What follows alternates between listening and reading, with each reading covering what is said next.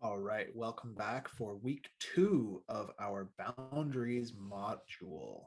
Week two of our boundaries module. In our last episode, we talked about the lights, the red, yellow, and green light system. This is one of the first things that I teach couples.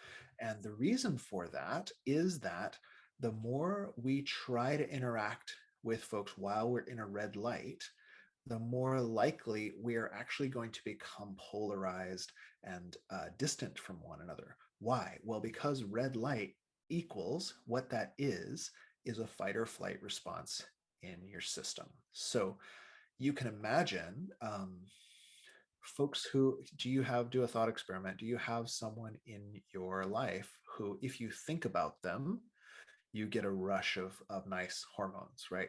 They're always good with a hug, or maybe they don't hug you when you don't want it. They're that sensitive, or they're good with empathy, or you've been through a bunch of stuff and they're still there, or something. Whatever it is, your brain associates them with this feeling, and that actually causes a chemical cascade in your body.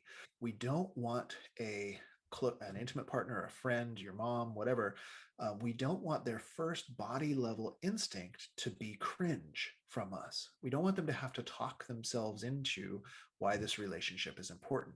So this is where it comes back to that Gottman ratio is a great little crossover, which is where they found you need 5 positive, joyful, cheerful, loving interactions to every 1 negative, intimacy eroding, painful interaction for the relationship to thrive. I believe I read somewhere, I can't cite this for you, but I believe I read if you have a 3-to-1, the relationship won't fall apart.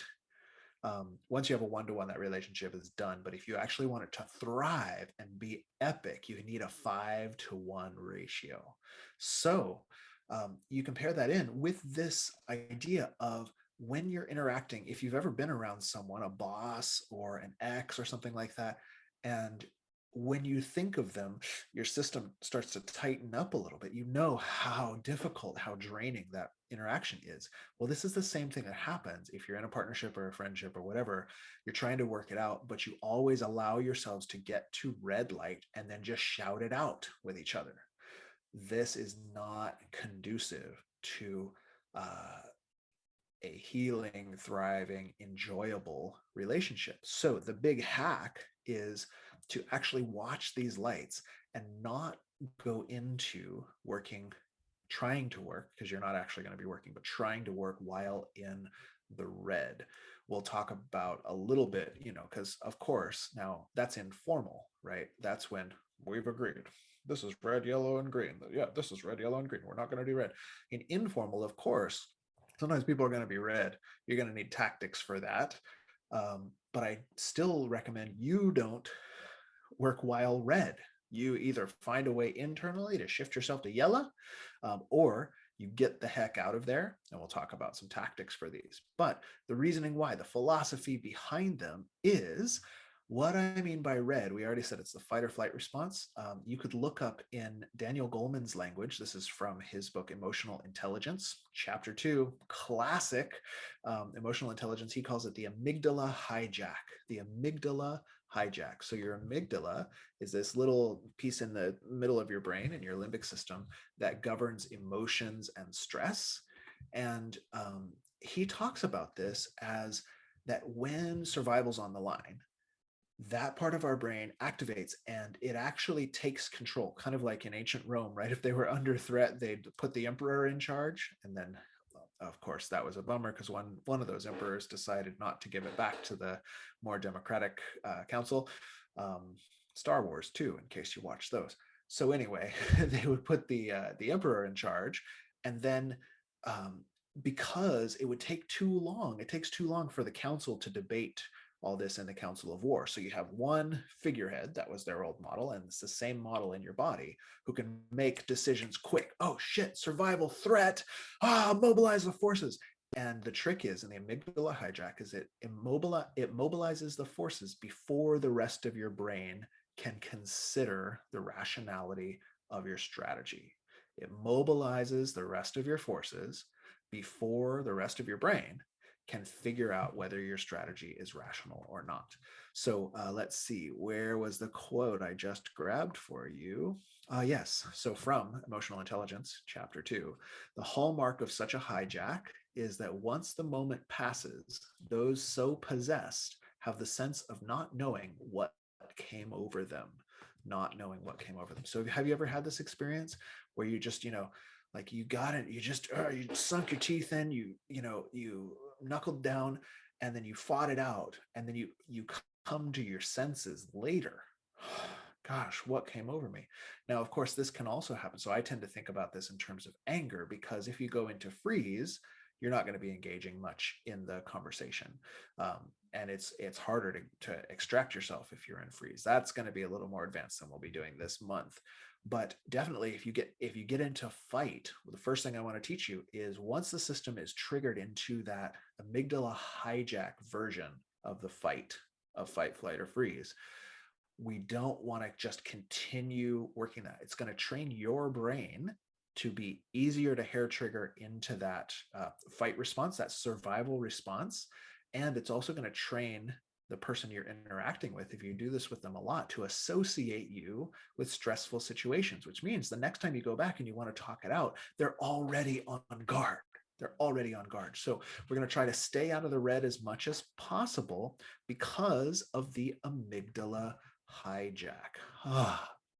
So in our boundaries course, the first boundaries that I want you to keep are boundaries with yourself. Boundaries with yourself. And so that means, okay, I commit to, once things are ramped up to a certain point, remember the hungry, angry, lonely, tired, good little acronym to start out with. And then as well, maybe I'll make up an acronym for, the body language, the volume, the word choice, threatening behavior, if any of that is online, it's pretty much impossible that you're going to have the compassionate, connected orientation or elicit that from another. And so the trick is to learn, time for me to take a break. I'm gonna need to take a break here. Let's see what else. It's important to get the lights. I'm just going to read to you from my notes here. If we want to have negotiations and conscious conflict from compassionate, connected orientation, which increases intimacy and rapport even when we can't agree. So the idea here is actually we want to hone in on that yellow. We want to get really good at feeling the yellow, that we can be triggered, we can be aroused, we can be stimulated, we can actually be very committed to a value, and yet we haven't lost our capacity for empathy. We haven't gone all the way to the point where the stress system has taken over and the neocortex isn't online anymore. We're actually trained, for the stress system to arouse us, but the neocortex to stay online, and for the chemistry of care in things like oxytocin to actually keep pumping through us so that we can deal with those strong survival level emotions that come up around our ideas. These are survival level emotions that come up to defend our ideas or our sense of self. We want to learn to argue our position while staying out of upset and polarization. Okay, so a little bit about upset, because the question that should come up, let me check our time. I got a couple minutes. People will ask, and you may be asking, okay, I'm going to stay out of red light, but isn't that inauthentic? Isn't that inauthentic? And that's why that quote is in there, because when we wake up out of upset, we go, what the hell came over me? Oh, geez. So we're not actually expressing our truth in that moment. And especially because it's not an effective truth unless the other person can hear it. So if we raise the volume on the way we've been saying something the whole time, they don't hear it better, right? We actually need to come back to that compassionate, connected orientation. If we just want, not even for altruism, if we just want to get our own needs met, we're going to have to learn to master that yellow light. So what is it? Authenticity, in my opinion of it, my perspective, it's actually being able to create rapport so the other person gets what you're talking about. We can't do that through red light. Red light is not built for that. So this doesn't mean, because it seems like, wait, I thought in the Rev C, all emotions are valid. Yes, all the emotions are valid. All your emotions are valid. So I want you to express, I'm sad, I'm angry, I'm blah, blah, blah, blah, blah. What happens in red light is we tend to express our stories. We tend to express our strategies, which, as we know, those are the inedible shell that hides the living material in the middle. This is actually, to surrender red light is actually an act of radical vulnerability, is that we're sharing our needs, we're sharing our feelings, and not going directly to the defense mechanism. So that's all I'm asking you to surrender. You don't have to surrender intensity. You just have to surrender the polarization that happens when those survival circuits are activated. Whew. So the lie is that upset is where our power comes from. So this is the second one. Well, is it inauthentic? No, it's less authentic to try to communicate from red light. You're not actually communicating, but you're trying to communicate. So it's less authentic to try to communicate from red light, and it's also not as powerful. We think when you're upset, you are congruent, right? You're telling yourself the same stories, you're imagining the same things, and your body comes online. All of that together feels like power, but that's the same kind of power that happens with like a soccer or baseball riot, right? Is that people, they're totally online with themselves. They're internally congruent. This happens under fascist dictators, right? It feels really right, really authentic, but we might call that violent power, where you're using that to manipulate oneself or others. What we're going for is a form of non-violent power, power that's not aimed at manipulating another person. Okay, that means getting clear and congruent about what's alive in us. Upset is all about doubling down on our stories. This is how it is. Or our strategies. This is how it must be. Nonviolent power is clarity about this is my perspective. This is what I feel. This is what I need. This is what I choose. And if you're able to get into that perspective, this is my feeling. This is my need. You surrender your stories being right. This is my perspective. Surrender your strategies. This is what I choose. That will actually shift you out of red and into yellow. You can make rapport from all of these type of statements. Okay, so I wanted to give you the sense of the importance of understanding these lights. The first boundaries are with yourself. They are boundaries and with another. There are boundaries to be able to go, oh, this is going red light, and find a way to remove yourself from that situation, to not stay and stew in the red light as if that was a virtue. To feel in yourself, oh man, I'm getting triggered, and to let the person know, I need you to pause right now, because I can't. We'll talk about how to actually establish a red light in relationships where you don't have an agreement. The easy one is to do this in your intimate relationships. Start that first. Set up the lights and allow each other to call the lights. Hey, that's a red light. We got a flag on the play. So your practice, what's your practice supposed to be today? Is to look at your triggers.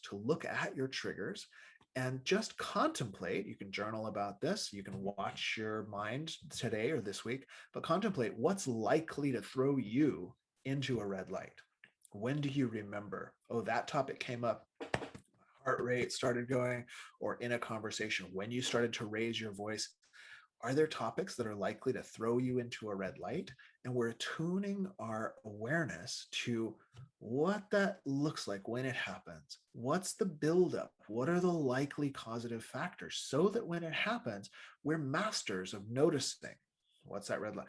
Oh shit, that's an amygdala hijack. And you'll notice that before full amygdala hijack goes on, except like in an auto accident or something like that, then it just takes over. You're not thinking. That's part of why time slows down a lot of the time in these intense situations. But in other situations, there's often a ramp up. You can feel the brain going like, oh, do we need to install the emperor? Is this wartime? And you want to be able to navigate that. That's the yellow light, that consideration period. You want to be able to get comfortable being in yellow. Go to red if it is a survival situation. Come to self-defense class and learn some red tactics. And the rest of the time, like, whoa, we went to yellow, and learn to be able to navigate that state. So look at, where are your triggers? Where are you likely to get triggered? Where have you been thrown into that red light in the past? Have you been in relationships where you were in this red light regularly? And this is going to get you familiar with that feeling so that when it happens, you're able to spot it. You will have no doubt and you can call red light on yourself. Stay tuned throughout these next classes. We'll teach you how to call red light on another. Talk to you soon.